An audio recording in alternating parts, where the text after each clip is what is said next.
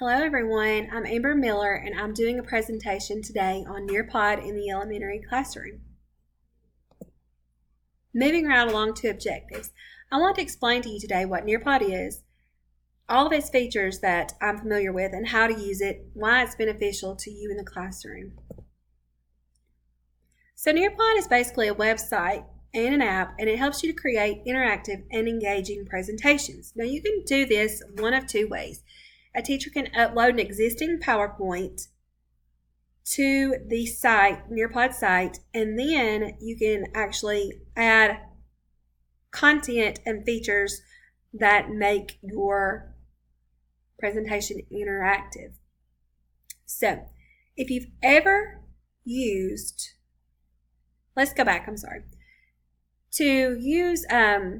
if you don't want to upload an existing PowerPoint, you would just download one from their site, and they have a ton to choose from.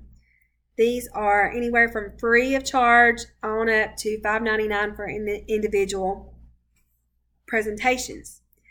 And now if you've ever used Kahoot, then you know that you have a master screen and then you share it and students have an access code and they type that in and then they move right along with your Kahoot game. This is very similar to that because you give them an access code and then they move right along with your PowerPoint or your presentation. Now, there are a lot of features that are available to use through Nearpod. Some of those include adding 3D images. You can also include simulations, virtual field trips, and formative assessments. There's several versions of Nearpod that you can choose from. The Silver is free. It includes many features, but if you want additional features that you might use in your classroom, those are available too with an upgrade to the Gold Edition, and that's about $120 a year. Now, formative assessment through Nearpod. This is done easily and it's awesome. So you basically can include polls, quizzes, open-ended questions, and the ability for students to draw or model something on the screen. Now, when you do this, Nearpod allows you to download that data and then you can share it or you can use it to just do progress monitoring. Now this would be like a data report that would show up after your Nearpod. So it shows you the whole class averages, like 83% got it correct, 17% got it wrong. And then you also can look on individual students' records and you can look and see how each one performed.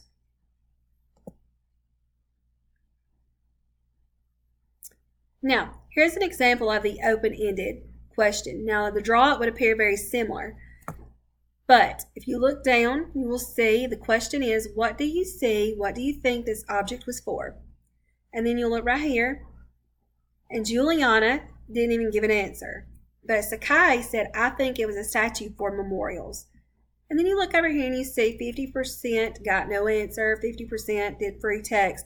And that's because you only had two students. 50% answered and 50% did not. And then you could choose to download this or share it. Now here's a little snippet of a video that I want to show you. I won't show all of it for sake of time, but I will show you a side-by-side view of the teacher and the student's Nearpod experience. And it's pretty neat to see, and I think it'll be helpful for you. I'm going to demonstrate Nearpod today with a teacher and student view. The teacher view is on the left, the student view is on the right. I'm going to go ahead and head towards my library and select my presentation. First, I need to publish it before I can do a live session for students. Published, and now let's head towards our live session. Excellent. This is the code students need to enter now to join this session. So over here in my student view, I'm going to click on I'm a student and go ahead and enter the PIN.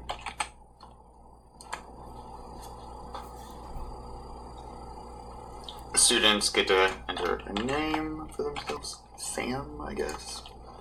Alrighty, and we are now ready to start. So, keep in mind, students, if they enter your class late, the pin is also up here. I do control everything they're going to see on their screens. It's a live session. Vocabulary. As you see, the student sees exactly what I do. Now we see different things. This is our first interactive content. This is a poll. Keep in mind, polling, you do not have a correct answer in. So if a student does select an answer, it thanks them. You'll get information on what answers were selected. So this chart is showing me that 100% have chosen C. However, it is not going to be grading their answers in any way. It's more for opinion-based, or if you're just gauging where the class is at. You would have to do a quiz-based question to enter a correct answer. Alright, so as a teacher, I'm going to go ahead and move on.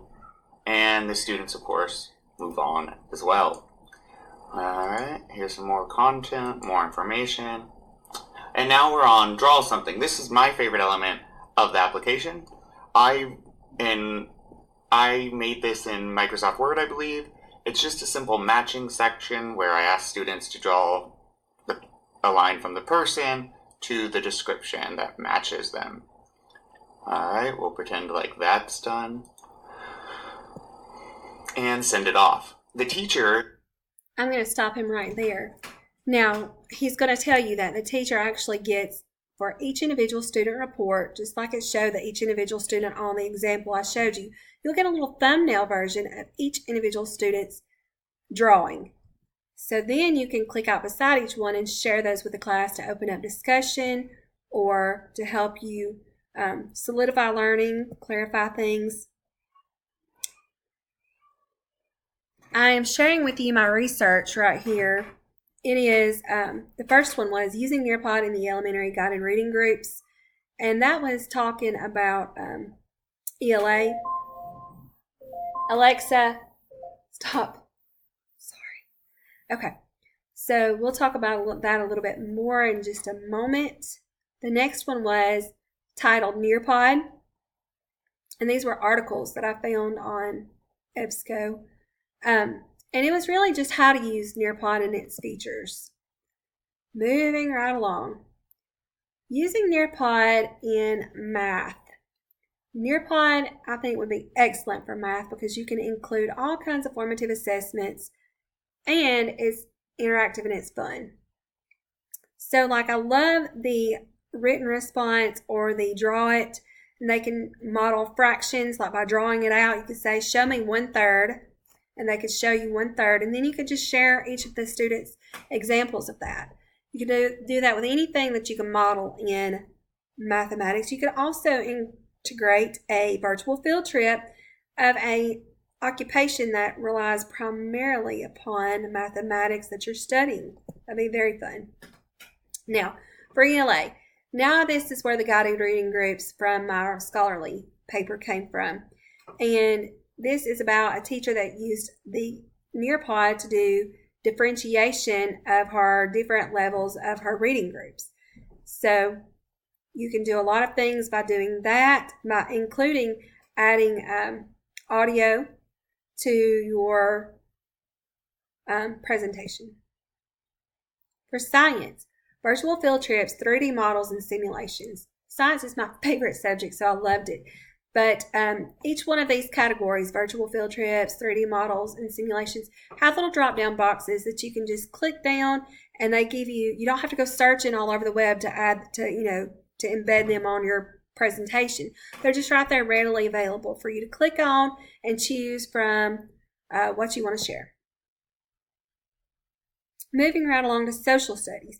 I love adding polls. Students love giving opinions, and they don't necessarily have to have a right or wrong. It could be an essential question that you ask, a yes or no essential question, and you poll them. They can type written responses or typed responses. They can draw just the same as they did in any other subject. And not just that, but how fun would it be, because you can use the feature of connecting to social media like Twitter through Nearpod. So how fun would it be to connect with another culture from another country or even another state and learning with them? It'll be so much fun. Now this right here is another video, and I wanted to show it to you because in the beginning when I was looking at Nearpod, I thought, okay, presentations for kindergartners. Now how that just is not going to work. They have to click and keep up with me as their teacher. That's not going to work. I'm going to spend all my time trying to keep them on the right slide. You don't have to do that with the teacher pace because theirs moves right along with yours. But this teacher explains how Nearpod has helped her, and I'm going to show you just a small little bit of it.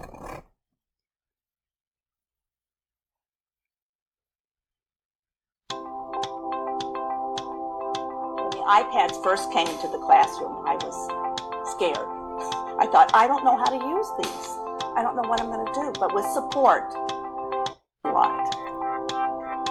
Once the students get their iPads, I started a lesson by the children sitting down with the iPads face down. Their eyes are up, looking at me, looking at the board. I then project a lesson from Nearpod on the board. A code will come up. Then I tell them to pick up their iPads, and they need to type in the code. And even though they're in kindergarten, they can do it. I project it on the board. I teach a certain skill. Then I have the students pick up their iPads, and they have to answer one of the questions. If it's a math problem, they will solve the math problem. Then they immediately send it to me. I don't even have to get up out of this seat. I can sit right here and look at my iPad. I love her. She doesn't even have to get up out of her seat. I love it because, you know what, you're on your feet all day in kindergarten, so that's great. But they can do it all themselves, so I love showing you the how it works for even the smaller children. Now, here we get to the let's try it. This is the part where I want to do something hands-on with you guys. So, this is how it's going to work. I'm going to show you. We're going to do one. I have two devices here, so I'm going to show you what is going on here. Let's see if we can get this to, let's have fun.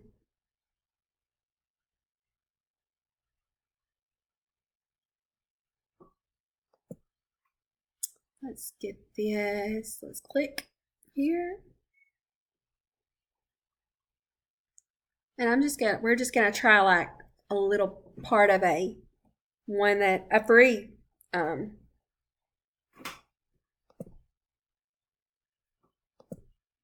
free lesson that I wanted to do. Let's see. Okay, so like this is like in the middle of the presentation, but write a letter. This was a letter on, a presentation on letters. So write the letter in your partner's name. So a letter in your partner's name. So what about?